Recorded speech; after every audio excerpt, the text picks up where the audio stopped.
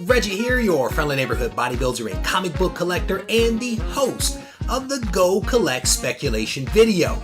In this episode, we are going to spend some time talking about 6 blog posts that have been sent in to Go Collect. This first blogger does something that I think is really cool. This second blog post is actually near and dear to my heart. So this next blog post is right up my alley. I want to play a game. The MCU has done some pretty interesting things, right? The folks over at Go Collect, it was all about more than meeting the eye. You could potentially get ahead of the curve, and we all know that Marvel is going to do something with Daredevil. While we are on this topic of Spider-Man, we have to acknowledge the elephant that is in the room, and the elephant is Miles Morales, a 3.5 sold. So there you have it. We have reached the end of another Go Collect weekly recap. I hope that you guys enjoyed it, and we'll tune in next week.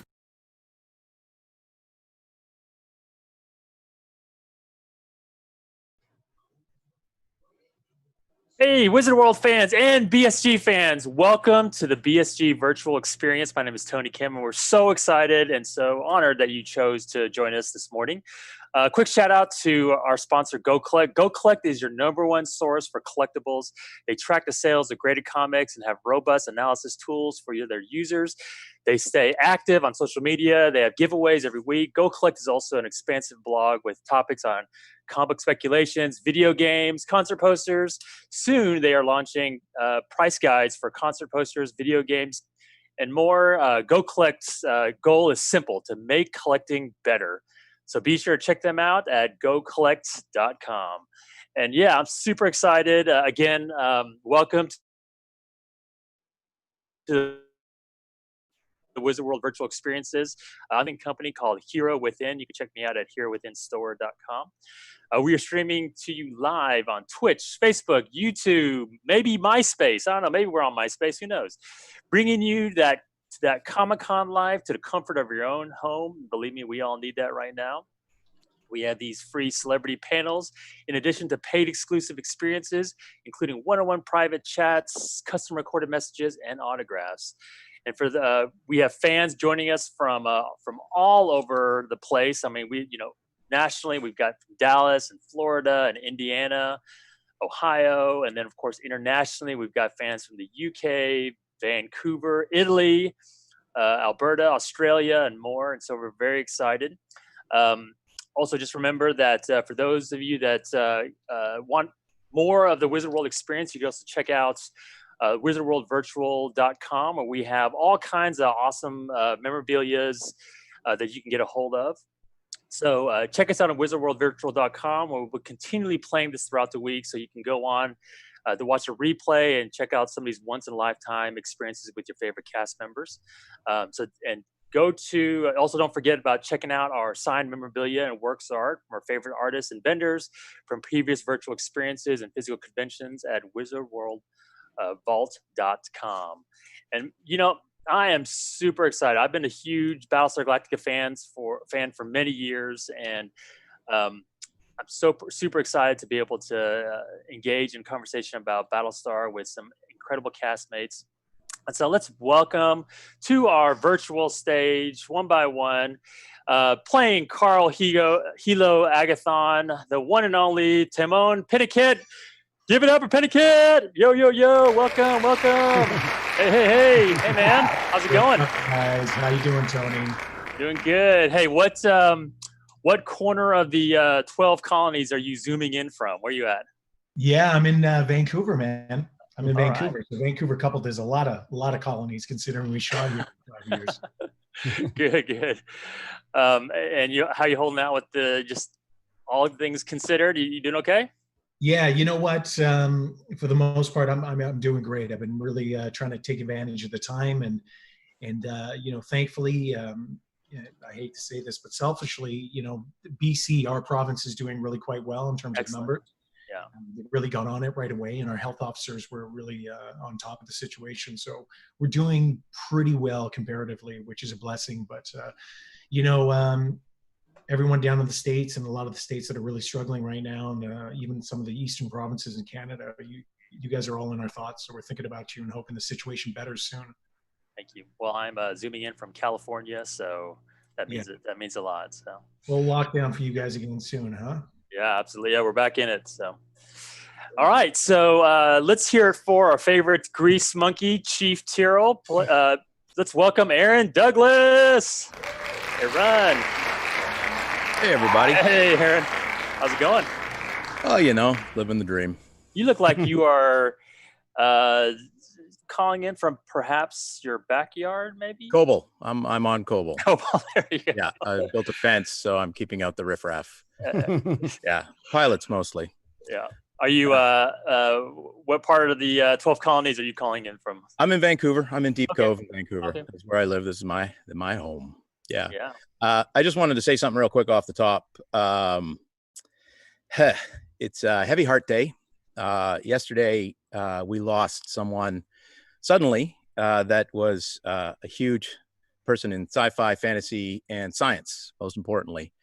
Grant Imahara of Mythbusters lost his life yesterday, and he was a great friend to me and a great friend to a lot of people. And I just want to send my love to Savage Industries and the people at Mythbusters, his Mythbusters family, his Discovery Channel family, everybody that he's touched in his life. He touched so many people. He was such an amazing, kind, huge-hearted, warm man.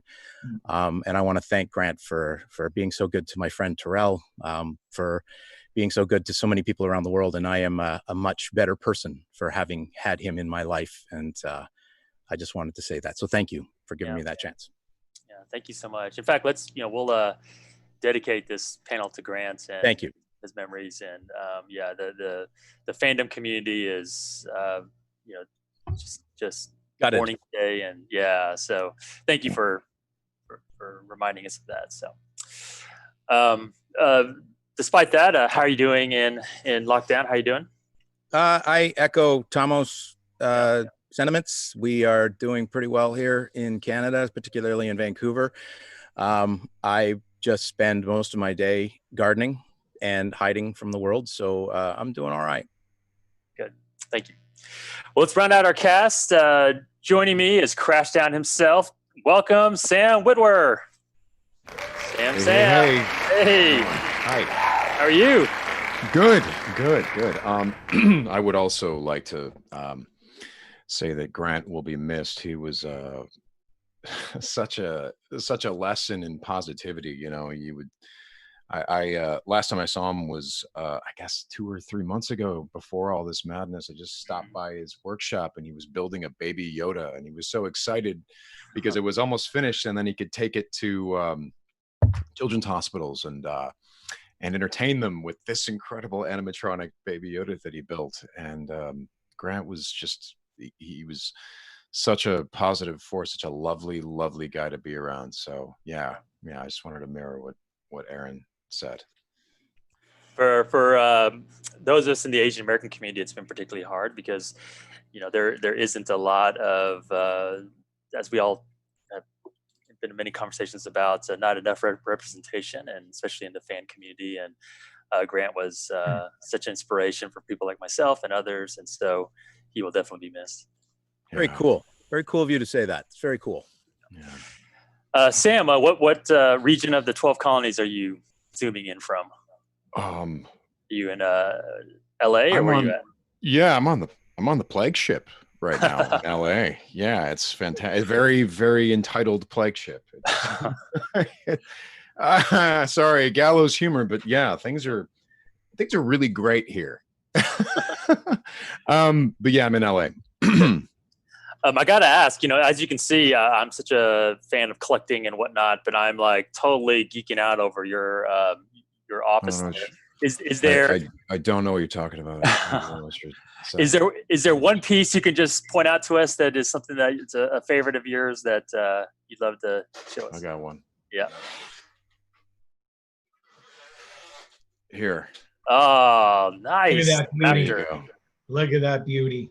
Is that Firefly? Right? Is that Firefly? That's from Firefly. Yes. Love it.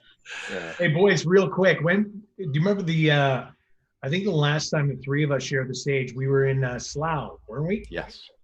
Brian Cooney show? Yeah. Yeah.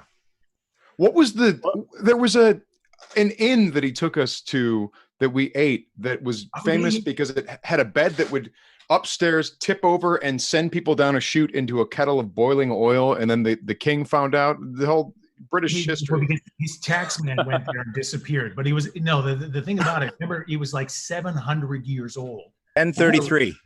1033. The original one was 1033. It was so old that there had been 3 different serial killers that had lived there throughout its time.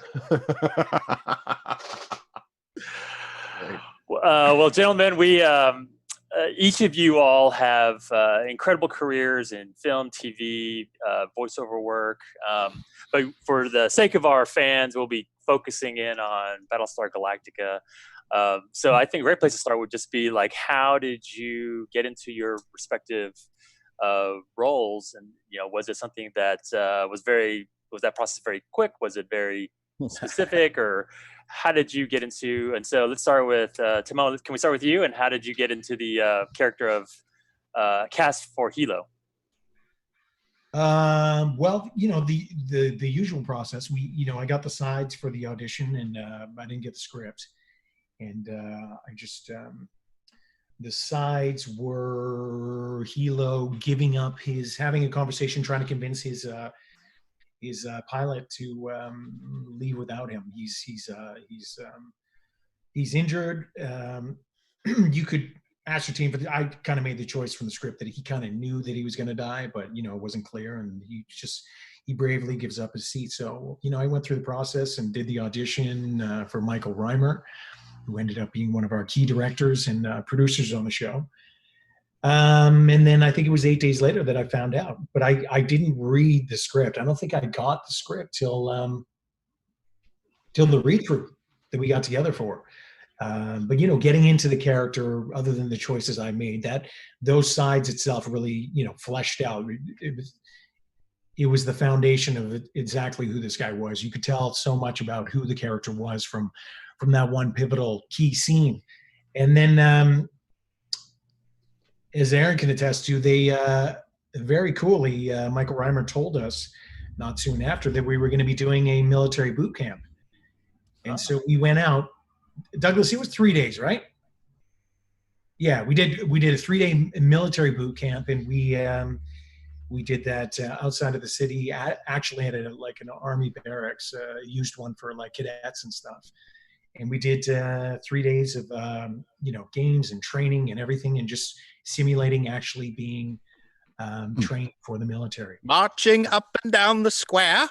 Yeah. Yes, it was amazing. It was amazing, and they were very smart in pairing us up with our significant others. Like I was with Grace. We became partners in a lot of the games and the activities that we were doing, the challenges that they put us through. So we were creating. They were setting up that camaraderie right away, and even the competition early on, which was it was officers and enlisted. That's what it was. The groups were officers and enlisted. Yeah. Right, we hated you guys from the jump. Mm-hmm. Yeah. Mm-hmm. Yeah. We had to sit at the back of the bus, and you guys just at the front with your beers, a bunch of things. Light suits. And was Hilo originally planned as a series regular? Because it seemed like from the miniseries that he was sort of set to exit in that sort of when he sacrifices his life. And so, what was that? From what I understand, he wasn't. Hilo was supposed to die in the miniseries. I mean, I don't think they originally, this is what I understand from Ron Moore, they didn't plan on coming back to Capricorn. Like, it's basically getting nuked. They were going to move on in terms of their plans with the storylines, but they saw an opportunity with Hilo running around on the planet, to have a B or a C storyline where I'm trying to survive on the planet, and they ran with that, which was I'm so grateful and thankful for, because I did the mini series, and then I went on to another series, a Canadian television series, which I got contracted for, and I was pretty excited about, because I didn't put any weight in the fact that Battlestar was going to continue for me. I had no contracts. The planet's blown up. Hilo's dead, and then I had a very trying and depressing first pilot season in LA. And I was, I remember thinking, well, you know what? I've got this cop show to fall back on. Everything's going to be okay. And then I remember literally thinking that after having a couple really bad auditions, and then I got the call from the executive producer of the cop show, and he's like, Tomo, I hate to say that the show's been canceled. It's been a slice. Good luck. So I had another week of being stressed out, and then luckily I got the call from Ron Moore, and he said, listen, we've got an idea. We want Hilo to be down on the planet. We're going to revisit the story, and would you be game? And I said, yes, Ron, I would most definitely be game.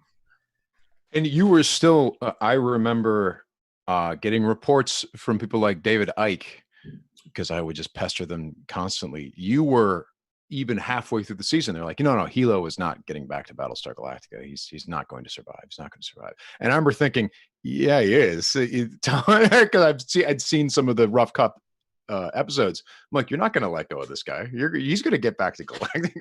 And he assured me, no, he's not coming back. That's not the plan. The plan is Hilo dies. I'm like, oh, he's running around with Grace. Convinced there wasn't a time that I didn't get a script where I'm like, is this the one? Is this the episode? And they get knocked off. It's coming. I know it's coming. Aaron, we have a special guest. Looks like who's your friend?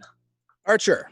Archer. This is my boy Archer. He's a chocolate lab. He's 4 years old. He's my best buddy, and he just decided to crash the thing, and now he's going to have a little nap. We had our run this morning, and now he had a nice treat, and now he's going to sleep. Yeah. He'll probably pop back. Sorry, Tomo. No. The dog does what the dog does. I love Archer. Archer's a fantastic person. Great character. Aaron, every great science fiction series has a great ship on it and someone that keeps it running. And Chief Taro was such a great character, so complex, so his character arc and his growth throughout the series was incredible. And so, what was it like for you, like, as far as like, was that character fully formed, or was it something that for you was like, it was still, the cement was very wet when you were sort of cast as Chief Taro? What was that casting like for you? I originally read for Apollo, which I didn't get, which is great because Jamie has to go to the gym. And then I read for Gata, which I didn't get, which is great because I can't do that tech talk. And Alessandro is just brilliant actor and he could nail all that stuff. And originally Chief was supposed to be contemporary to Ty, same age. And at one point somebody said, I think it might've been Reimer, boy, you got a lot of old guys on this show. And I was the reader in the casting sessions for casting in Vancouver. And David Icke said, well, what about Douglas for this Chief character? And that's how I got it. I was actually at an audition reading for Dwight Schrute of The Office with Canadian casting up here, nice. Which I didn't get. Damn it, but Rain's fantastic. And just before we started my audition, Heike Brandstadter said, you're going to get something on Battlestar. I don't know what it is, but I think it's this Chief character, but we're not sure. And then ultimately I got it.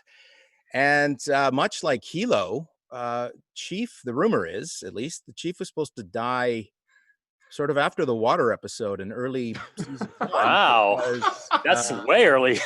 Yeah. So because Grace's character finds out that Chief knows that she's a Cylon, and to keep him quiet, she was supposed to go give him the old "Hi, how are ya?" Oh, wow. The bad "Hi, how are ya?" And that was it. But then they said, boy, we really like this guy and he's really good, so let's keep him around. And I'm very blessed to have been kept around. A lot of the miniseries had, they were going to shoot it like a Zoom meeting. They were going to have four screens on the screen, and each showing a different part of the ship, but there was no dialogue written for any of this. And then Ron said, no, I don't want to do that. I want to do just like, we're in the hangar deck, not CIC hangar deck and hallway and whatever. So there was no dialogue. So I just started ad-libbing because there was nothing to say. And then David Icke really liked some of my ad-libs and they kept me around. And so, yeah, I think a lot of the early Chief was me just ad-libbing because there was nothing written for me. And then, yeah, that was it. They circled back in season 1 and said, actually, we're going to keep this character for the season. When you come back, I go, fuck yeah, I'll come back.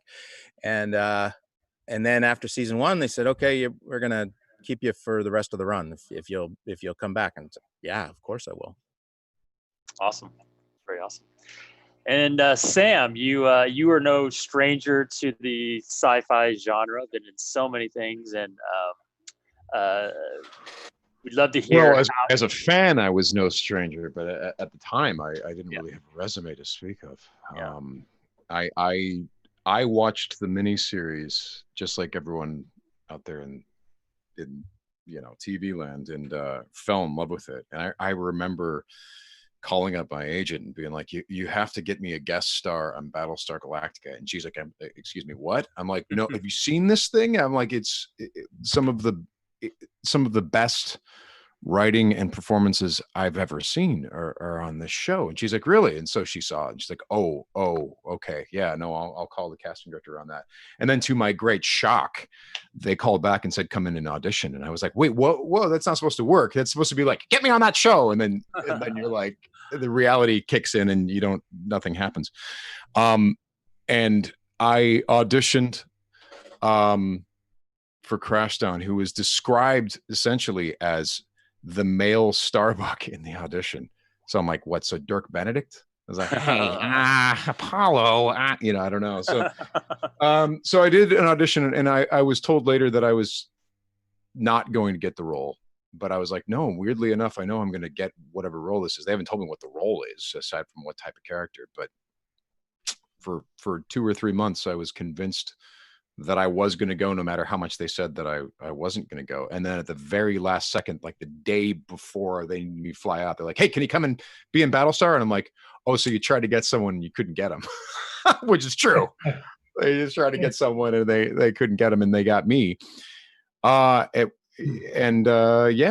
I flew out, and because it was so last minute at that point, they were like, and I'll just give you a little thumbnail sketch of this part of the story. They were like, hey, listen, I'm like, great. Now that we're talking about going out, what is the role? And they're like, well, it's a major role. We got plans for him. And I'm like, well, okay. So I flew out. And then when I got there, David Icke's like, well, I can't tell you that it's like a major role that we have plans for him. We're just kind of like, making this up as we go along. I'm like, oh, so Sci-Fi Business Affairs lied to get me to come. But having said that, David Icke and Ron Moore were not, they were sympathetic to the fact that I'd been told a little fishtail, and promised me at some point that I'd get to do something significant on the series, and then made good on that promise. But it was, but to talk about, because I kept, I was so young that I was too stupid to not constantly pester the producers whenever they were around. So I heard all kinds of stories about the miniseries from Michael Reimer, from David Icke, and about these two gentlemen, specifically with Tomo. I remember hearing from David Icke, oh, he's going to die. And I'm like, but why would you do that? He's like, well, it's just the plan. I'm like, I don't think you should go with, he's good. He's just not going to happen. And David Icke assured me it would, and then it didn't. And then Aaron, both David Icke and Michael Reimer told me stories, and David Icke specifically, they were like, look, do you know what Aaron Douglas was hired for? I'm like, yeah, to play Chief. I saw the miniseries. And he's like, no, he didn't really have any lines. I'm like, what? What about the 40 seconds thing? And Reimer's like, yeah, he made that up. I'm like, what? It's like just like incredible, like, and it made me go like, what kind of, who the hell shows up on the set and just starts making up lines? And Reimer and Icke were like, yeah, but it really worked, and we realized we needed that in the show. So they kept writing for him and stuff like that. And they told me those stories because they're like, Reimer's like, just do that, just make things up. Okay. Wow. How often? I don't know if I'm good at that, but was that? I said, how often do you get told that? Never. And it's gotten me in trouble in jobs since then. But in Battlestar, almost anything that I had to do in season 1 was in fact made up. And there were a lot of characters and shared screen time, but almost anything that I had to say was a made up thing, because Icke specifically told me, he said, well, just do it like Aaron Douglas did. Just make stuff up on camera. And I'm just like this kid. I'm like, how do you do that? And the only thing more terrifying than being on a set told to make things up was to be in a scene with Aaron where he could say anything to you. You knew what the lines were on the script, but you needed to be on your game because Aaron might say something that wasn't in the script and you'd better respond to it. So it was the reason why. And Ike knew it and Reimer knew it and they said it. I was not old enough at that point to really understand, but I was learning. And they said, this is the reason why the performances in the show seem so unpredictable, because they actually are unpredictable. We don't really know how these scenes are going to go from take to take. And we like that. And that's the way we're doing the show. And I've never heard that before or since. So what a great insight about the behind the scenes of the show. My last question before we go to audience questions is, it's tough to get a sci-fi show on the air, period, and then it's tough to get a show that can last multiple years and tell the type of story it wants to tell and end on its own terms, and then most importantly, to be a show that's still relevant today. And I talk to so many fans that continually rewatch it. I rewatch it, and so my question to you guys is, what is it about BSG that really helps it endure test of time, especially during these sort of crazy times? But think about that, because I've got a quick commercial I got to give, quick shout outs. Again, fans, don't forget that you're watching live on or watching it later on Twitch, Facebook, and YouTube. Check out those paid exclusive experiences like the one-on-one private chats, autographs, and custom video recordings at wizardworldvirtual.com. So back to you guys. What is it about BSG that has made it endure and the test of time? Douglas, you want to go first? Yeah, Aaron, I'm going to throw it to you. Son of a. Well, first of all, the writing. I think it helps that it's sci-fi because it's you don't have decade or era specific clothes and cars and verbiage and all that sort of thing. That obviously helps. Haircuts. And it's Ron Moore holding a mirror up to society and the world, and whether we're chasing each other around with F-16s or we're chasing each other around on chariots, people being jackasses to each other is, as long as the world has been around, and chasing after this god or that god or gods is as old as time. So I really think you could have made this show in 400 years before Christ and it would fit today. It's the theme of what people do as humans, with a little bit of AI thrown in. I don't want to follow that. That was good. That was really good. It was really good. Aaron's often really good. That's why I lobbed that at him first. You know what, Tony, real quick, why don't you give us your brief answer on that? I'd like to hear that. Guy who's rewatched the show over and over, right? Yeah. I think it's really interesting how, of course, Battlestar came out in 2004-ish, kind of post 9/11, and sort of our response to living in a life with terrorism and fear and that kind of thing. And it's interesting how, like, even now, a pandemic is not quite as a catastrophic one-time event, but obviously the death toll and the fear and the worry, the anxiety, all that is still with us today. And I think that's what Battlestar did so great was how do people, your characters deal with like trauma and deal with genuine fear, and the fear of what's like, to be semi-exaggerating, like what's going to happen to the future of mankind, and I think that's questions that we're all asking ourselves. And so, in a strange way, when I watch BSG, like, I really am reminded of, like, wow, like, it is about people enduring together, and that we can overcome if we work together. And most importantly, as we saw at the end of the series, overcoming with people that are different than ourselves. The people that we consider the others, we're doing it together. We're finding high ground. We're bridging, and we're doing it together. So, well said. Well said. Yeah. I think, one of the main themes of the show is, and things that people are grappling with right now in the United States and the world, is the issues of race and the difference between us. But more importantly, and what was done in the show, they examined it so well, was more importantly what makes us the same. you know, what brings us together, where the shared commonalities. We're all human beings ultimately, and sometimes too much is put on differences in race, in religion, and even gender. And you know, it's the show was definitely ahead of its time in that capacity. And you know, Eddie always said it would still be resonant 20 years later, and it's amazing how it's Really? having a real renaissance right now. I've Yeah. done multiple online cons, and the amount of people reaching out on social media talking about, listen, man, I'm watching it for the 8th time. I'm watching it for the 3rd time, the 2nd time. I'm watching BSG. It stands up. It's incredible to see right now. Wow, it's so amazing. And I'm always asked when I do interviews specifically why it resonates so much now. So I think you guys all touched on the main reasons. Well, let's go with one of our fans here. A fan, let's see, her tag is my Leslie Living Meme, I believe. Says, as fans, we always nerd out when we see you all at conventions or shows. Has there ever been an actor that you nerd out about, that you've seen, that you sort of like, you know?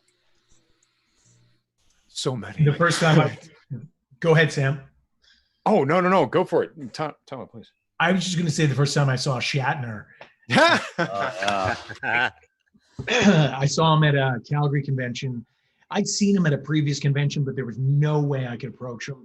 I'd been warned by more than a few people, you know, sometimes he's not the most receptive guy. So that said, I was born and raised in Northern Canada, and I was raised on, you know, one channel, the CBC. And they used to rerun old Star Trek, the original Star Trek series. And I used to watch the things religiously. I watched them so many times, and Kirk was just such a big thing for me when I was a kid. And then, you know, see Shatner 3-4 years ago at this convention in Calgary, I was determined. There was no way that I was going to not have an opportunity to at least introduce myself or say hi to him. And we were in, Douglas, you've done the Calgary convention, right? Amazing show. It's one of the biggest ones out there. The hospitality is exceptional. The food in the green room is like massive buffet, and the service is incredible. It's nuts. Nothing better. Yeah, no green room better. Hey, we're not talking about other shows here. sorry. Not as good as Wizard World. Absolutely. Because you're sending us free food after this. Yes, that's right. Via DoorDash. But anyway, Shatner was sitting there, and he was having lunch, and the handler was enough away from him. I saw my opportunity, and I went up. And he wasn't the warmest at first, but, you know, the man works hard, and he has the longest lineups there is at a convention. That is incredibly draining, especially to a man who's, what is he, approaching 90 now? Yeah. His age, his wit, his intelligence is just fascinating. But I saw an opportunity, and I broached it, and I just said, listen, Mr. Shatner, I saw your online, I saw the show you did, the Broadway live performance that he toured all over. It's a one-man show. If you haven't seen it, you have to see it. It's incredible.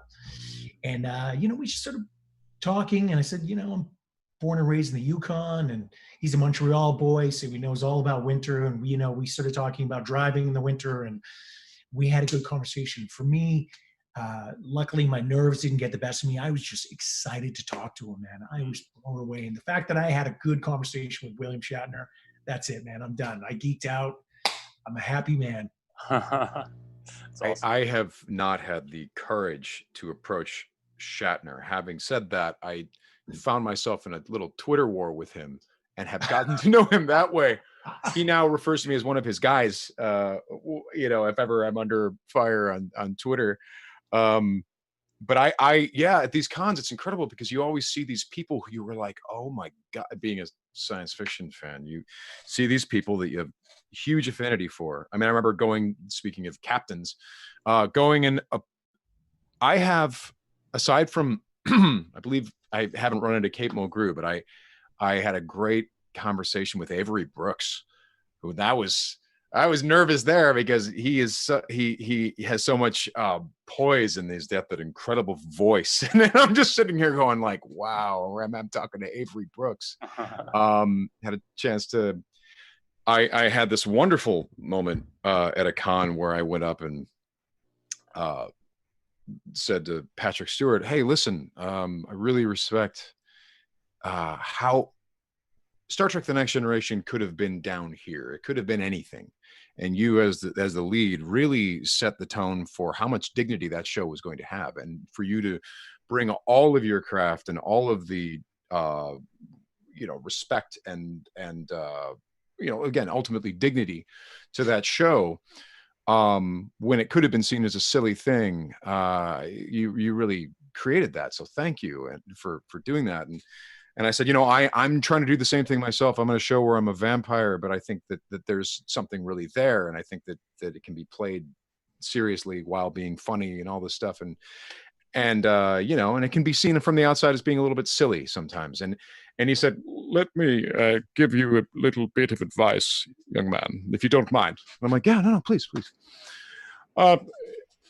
Go to work.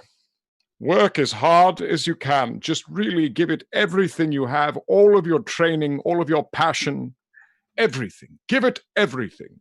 And then go home and don't give a damn." And I'm like, whoa, wow. And that was it. That was Patrick Stewart's advice to me in terms of how to approach the work. Awesome. Well, shout out to Patrick Stewart, who his 80th birthday was yesterday. So, Wow. Aaron, we had a fan named Candy Rose _BTV. He wanted to ask you, what was your reaction when you found out Chief Tira was a Cylon? Did you suspect it, or was it something? Were you completely shocked like the rest of fandom?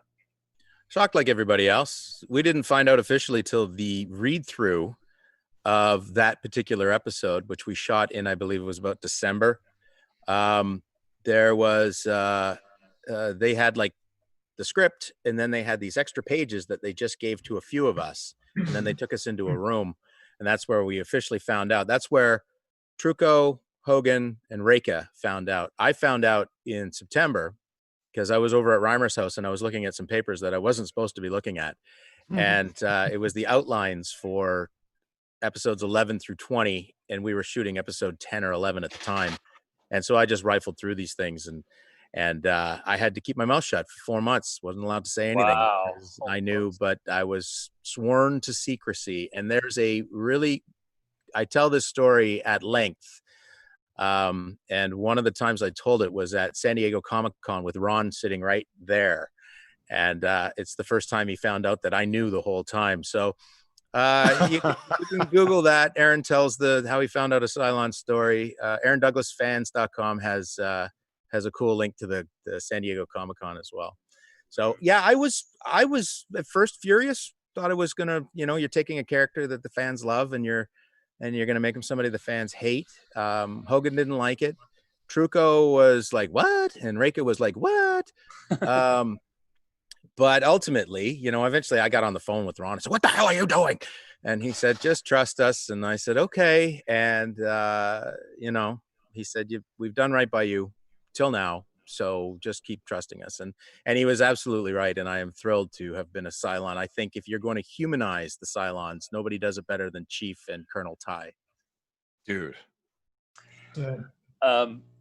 Another fan asks, as Sam so beautifully kind of showed off his voiceover, his voice work, Eric _F1506 and Randall Kelly both asked, all of you had an opportunity to do voiceover work with like Justice League with Tomo, and video games like Aaron, and of course Clone Wars with Sam. What's your favorite part of voice acting? No hair and makeup. Yeah. Yeah. It's a t-shirt and a baseball cap. Yeah. And you do it wild. Go again. That's fun. But then you also have the motion capture if you do in a video game. Like I did a character called Jordy in Watch Dogs and out in Montreal for Ubisoft. And that was the full leotard. And there is nothing hidden when you're wearing a full body leotard. And this body is not built for a full body leotard, let me tell you. The only thing distracting is like the thousands of little glowing balls they have all over you. So I just be like, look at the balls. Just look at the focus. Stay up here. But the great thing about that is it's one take. As long as you get it, because there's no coverage, there's no turning around, there's no lighting, there's nothing. It's just if you blow through it and you get one because there's 48 cameras around. You got a camera on a thing here, but you're constantly banging into the other person because you got this helmet that has this arm and this little face camera. But that's really fun. You can knock it off real quick if you've got some good actors that are going. And I find sometimes in voice work, they let you play a little bit more. And whereas in film and TV, that's not how it's written. No. So that's my reason for enjoying it. Yeah. When I did Justice League, I hadn't done a lot of it, but that was the directors that they had, the CD who was on set and the actual directors in the booth. They gave excellent direction. So I would give a take, and they'd be like, you know what, maybe a little bit of this, or try and do this, or maybe the suggestion. Where normally, if I was acting on a TV show and it was actually me. I don't know, maybe I would have taken offense or done my own thing or maybe worked against that, but they knew, I could tell right away, they knew exactly what they were saying. And if I did it, it always sounded good. These guys have spent thousands of hours doing this with actors of every degree, and they know what they're doing. So for me, it was a positive experience too, and it was good. I enjoyed it. Yeah, you can really the cool thing about voiceover is I think I was driving in a car with some other actor friend, and I was just talking like this and stuff like that, and I was like, I can't wait till my face gets older where I can pull off a voice like this and someone will just agree, think it's my voice. Except with voiceover, you can do that. You can play any character you want so long as you can make yourself sound like that. So that's one of the fun things, is you get roles that you wouldn't necessarily get on camera. Yeah. Well, we're kind of rounding out our time. And so our final question from a couple of fans, Amy Allen and then also Carolyn McKenzie de Corte, both ask about upcoming projects for you. I know that right now it's really uncertain, and television, film, even voice work, all of it is state of flux. But is there anything that you guys can share that you're working on that fans would like to know about? Douglas, you want to go first? Sure. I am super geeked up. I'm doing a show called The Power, based on a book, one of Obama's choices. Oh. I just cut the audience in half right there. And it is for Amazon Prime. And they're shooting in the UK, South Africa, and Vancouver. They finished the UK part right when all this happened, so we've shut down. But as soon as things come back, I get to play on a show called The Power, which I'm very much looking forward to. Hopefully we go in August, but we're not sure. Douglas, that's amazing news, man. That's I read some so of the side cool. from that. What an incredible gig. Congratulations, brother. Thank you. Good I'm very for you. pleased. Amazing. I'm just doing an MOW right now, but that is called Practice to Deceive. I don't know when that's going to come out. They'll probably turn around quite quickly with that. They usually do with these things. A movie that I did a while back they keep bumping the release because of the situation with COVID, but it's called Two Hearts, and it's an excellent story. It's based on the real story of one of the members of the Bacardi family and the Gregory family, and it's a really uplifting love story, and it's well acted, and there's a wonderful cast. And I did that with the Conrad Houle was the director and producer, partnered up with his brother Lance Houle, and then his daughter Veronica wrote the script. So that was a good experience for me. Those are two projects of mine that are coming out soon. There's a couple of things that have kind of popped up, but I'm not really authorized to announce either one of them or talk about them. I can say one. No, I can't. There's one small thing, but it's a character I've done before that I like, that I get to go back and have a little fun with. So that's all I can say. Can you write it out and show us on screen? No, no, not at all. No. All right. Well, guys, it's been such an honor, a blast to be able to talk Battlestar with you all. I know the fans have really appreciated it. So for each of you guys, as I send you off, Tamo, can you tell us one new thing that you maybe have learned or appreciated during our extended time in quarantine before I kick you off stage? You have anything? Well, I became a chicken farmer. Oh, nice. So yeah, that's one thing I learned. I'm a Right. farmer now. You're bringing over eggs, and I'm cooking a whole bunch of things for us. I will, Douglas. I get fresh eggs every morning, and we have a surplus often. And I eat a lot of eggs, but I still have a surplus. I'm gifting them constantly. Next time I come back to town, when I go back up to the farm, and then I come back, I'm going to bring you some eggs, brother. All right. We'll have a nice omelet. You'll make I will build all kinds of egg things. Yeah. Beautiful. Well, ladies and gentlemen and Cylons, let's give it up for Carl, chicken farmer, Agathon, Tom Pennicott. Thank you for joining us. Appreciate it. And Aaron, for you, one thing that you One thing I learned, my doing. spectacular. I'm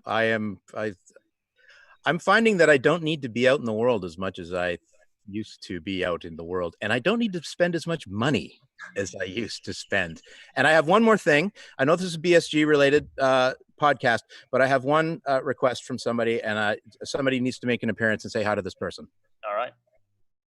Stephanie, I just want to say hi, and where's my goddamn dog? Sorry, Gordon just wanted to say hi to Stephanie. Okay. All right. And Sam, you're rounding us out. One thing you got for us in your time in quarantine? Cooking. And I really did that a lot. And now I'm like learning how to cook all the kinds of stuff. And I'm spending money. I'm like, oh, I got to get a panini presser. I just like it's. So I have been eating actually weirdly more healthy than I ever have because I've been cooking. So that's good. Awesome. Well, so say we all.